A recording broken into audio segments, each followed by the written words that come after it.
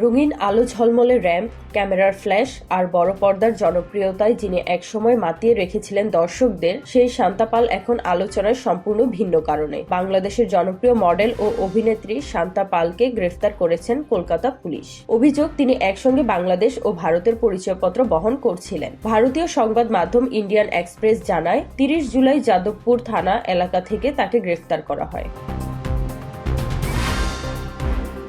শান্তার কাছ থেকে উদ্ধার করা হয়েছে ভারতের আধার ও ভোটার কার্ড। ধারণা করা হচ্ছে অ্যাপ ক্যাবের ব্যবসার সূত্র ধরেই পুলিশের নজরে আসেন তিনি। যদিও এবিপি লাইভ দাবি করছে, ২৮ জুলাই পার্ক স্ট্রিট থানা এলাকার বিক্রমগড়ের একটি ফ্ল্যাট থেকে তাকে আটক করা হয়। কলকাতা পুলিশের গোয়েন্দা প্রধান রূপেশ কুমার জানান, শান্তা ২০২৩ সাল থেকে বিজয়গড়ে ভাড়া বাসায় থাকছিলেন। তার কাছে থাকা ভারতীয় কাগজপত্রের বৈধতা নিয়ে তদন্ত চলছে। তিনি বলেন, কোন কোন নথি দেখিয়ে শান্তা ভারতের নাগরিকত্ব সম্পর্কিত কাগজপত্র পেয়েছেন তা খতিয়ে দেখা হচ্ছে।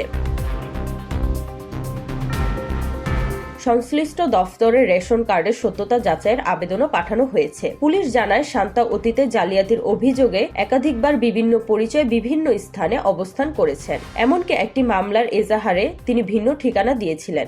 এক সময় মিস এশিয়া গ্লোবাল বাংলাদেশ খেতাব জেতা শান্তা পাল কাজ করেছেন নাটক, সিনেমা ও বিজ্ঞাপনে। ব্যাচেলর ইন ট্রিপ সিনেমার মাধ্যমে তার বড় পর্দায় অভিষেক। পরে তিনি তেলেগু সিনেমাতেও অভিনয় করেন।